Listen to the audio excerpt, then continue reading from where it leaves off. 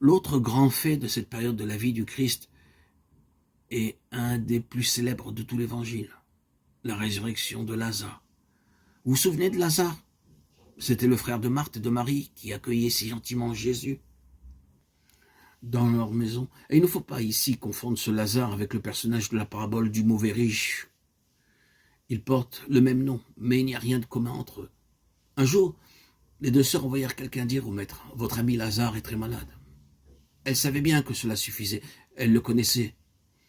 Aussitôt Jésus décida de se mettre en route vers Béthanie, où son ami souffrait. Mais alors qu'il en approchait, Lazare mourut, et en arrivant au village, Jésus apprit qu'on l'avait enterré depuis 4 jours. Et Marthe, qui avait couru à sa rencontre, lui porter la cruelle nouvelle, s'écria très tristement, « Seigneur, si vous avez été présent, mon frère ne serait pas mort. » Mais aussitôt elle ajouta, sachant quelle était la puissance infinie de leur ami, « Et cependant maintenant encore, je le sais, tout ce que vous demanderez à Dieu, il vous l'accordera. » Vous comprenez ce qu'elle voulait dire? Elle n'osait pas réclamer un miracle, et cependant, si c'était possible, si Jésus le voulait, Lazare ressuscitera. Marthe reçut ces simples mots comme un coup au cœur. Non, c'était trop beau. Ce n'était point possible. Elle ne pouvait pas, elle ne trouvait pas de paroles. Mais Jésus continuait. Vous le savez bien, je suis la résurrection et la vie. Quiconque croit en moi ne mourra jamais.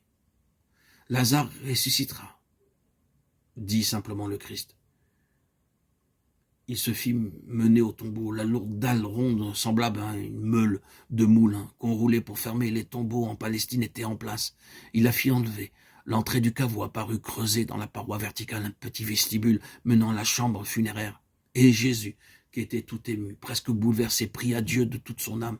« Père, je vous rends grâce parce que je sais que d'avance vous m'avez exaucé. Je sais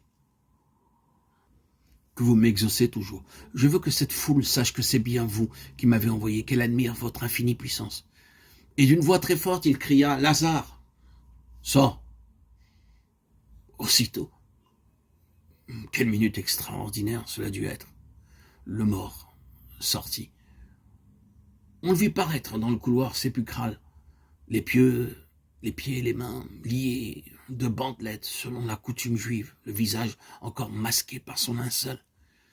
Un instant, presque épouvantés, les assistants restèrent silencieux.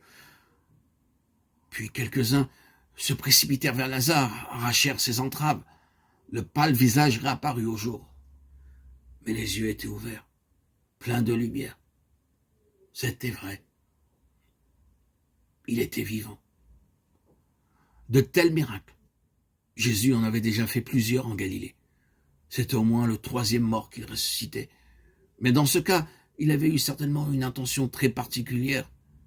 Comme il l'avait dit dans sa prière, il avait voulu prouver qu'il était bien l'envoyé de Dieu et que la mort elle-même lui était soumise. Pourquoi? Parce qu'il savait que le jour n'était pas loin où ses amis, ses fidèles auraient leur foi en lui mise à une terrible épreuve et que ce jour-là, il leur serait doux de se souvenir de la résurrection de Lazare, de se répéter la phrase qu'il avait dite à Marthe.